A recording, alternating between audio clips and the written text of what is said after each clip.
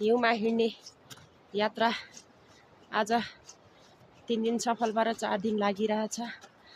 काठमाडौँमा बसेर हिमाल चढ्ने सपना सधैँ देखिरहने गरेको थिएँ। समयले साथ दियो। गोरखसेकसम्मको 8 दिनको यात्रा आज 4 दिनको यात्रा सुरुवात भएको छ।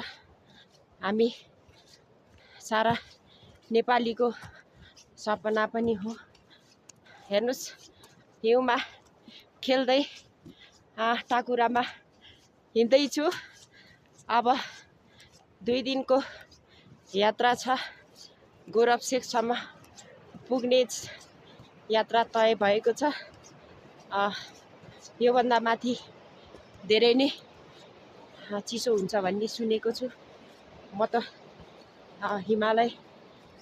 हिमाल चढ्न पहिलो पटक आएको हो र अवसर पनि प्राप्त भएको हो। हिमालबाट हिउँ खसिरहेछ।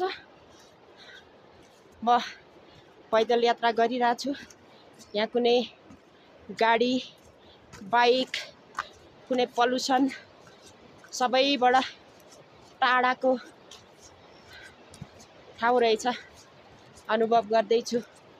हामीले हाम्रै देशको हिमाल, पहाड, तराई त्यति राम्ररी भिजिट गर्न र घुम्न भ्याएका पनि हुँदैन। हामीलाई समयले पनि साथ दिएको हुँदैन।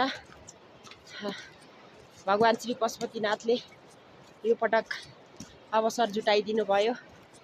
खुसी लागेको छ। यात्रा कतिसम्म सफल हुने हो थाहा छैन, के हुने हो थाहा छैन।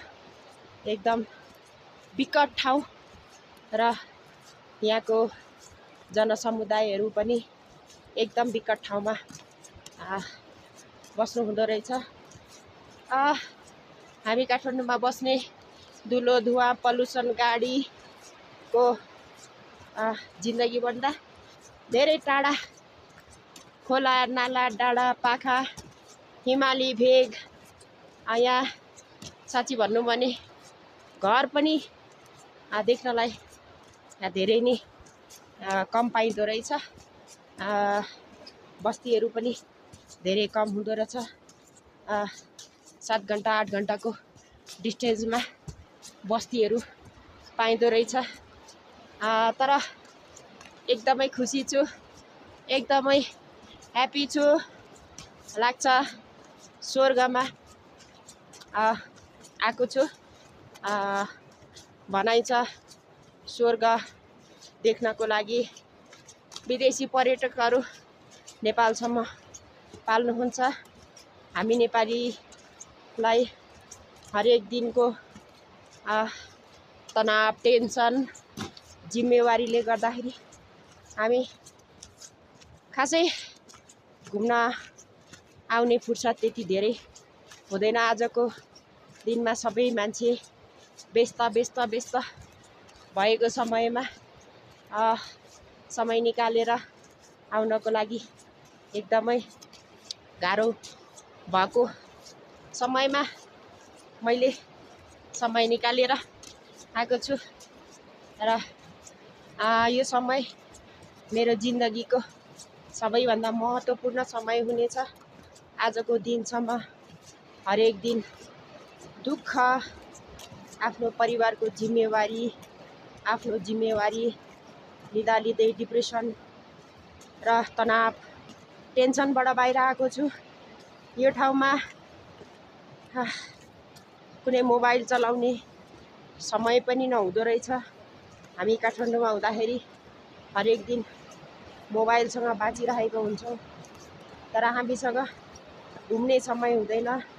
थकान, तनाव, टेन्सन मात्रै सधैँ झेलिरहेका हुन्छौँ। तर यहाँ आएर यस्तो मिठो अनुभव भयो। जिन्दगी भनेको, स्वर्ग भनेको हाम्रो नेपालमै रहेछ। हामी नेपाली स्वर्ग देख्नको लागि युरोप, अमेरिका सम्झिने गर्छौँ।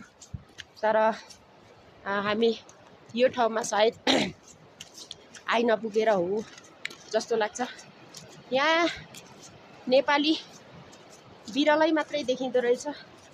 सबै विदेशीहरू मात्रै घुम्न आउने गर्नु हुँदो रहेछ, किनकि विदेशीहरूलाई स्वर्ग नै नेपालमा छ र तनाव, टेन्सन, डिप्रेसनबाट यदि मुक्त हुनु छ भने हिमालय ट्राभल गर्ने, 10 दिन 15 दिन हिउँसँग रमाउने, उकालो ओह्रालो बाटो चाहिँ हिँड्ने, अनि थकान लागेको समयमा, थाकेको समयमा कुनै ठाउँ वासस्थान पाइने रहेछ। त्यो ठाउँमा गएर आनन्दले आराम गर्नु हुँदो रहेछ। त्यही भएर हरेक विदेशी नागरिकहरू हाम्रो हिमाल हेर्नलाई आउनु हुँदो रहेछ। कतिपय हामी नेपालीहरूलाई त यो पनि थाहा छैन कि हिमालय कहाँ छ र हिमालय जाँदाखेरि कस्तो कस्तो समस्याहरू बिहोर्नु पर्छ, त्यति धेरै जानकारी पनि हामीसँग छैन। धेरै यहाँ ट्रेकिङ आउँदाखेरि गाइड गर्ने मित्रहरूलाई चाहिँ सायदै अनुभव छ। मेरो चाहिँ यो पहिलो पटकको यात्रा हो। यो अवसर चाहिँ हाम्रो रोमानियन नागरिक युलियनले मेरो लागि यहाँसम्मको यात्राको लागि सम्पूर्ण व्यवस्थाहरू गरिदिनु भएको छ र उहाँ चाहिँ हिमालयसँग एकदम खेल्न रमाउनु हुँदो रहेछ र हामी हिमालय हेर्नको लागि आएका पनि छौँ र अब हाम्रो यात्रा 2 दिनको मात्रै छ। 2 दिनपछि हामी सकुशल यात्रा सफल गरेर फर्किनेछौँ र हाम्रो यात्रा सफल रहनेछ भनी श्री पशुपतिनाथलाई प्रार्थना गर्दछु। हाम्रो देश नेपाल देवभूमि भनेर विश्वले चिनेको देवभूमि रहेको छ।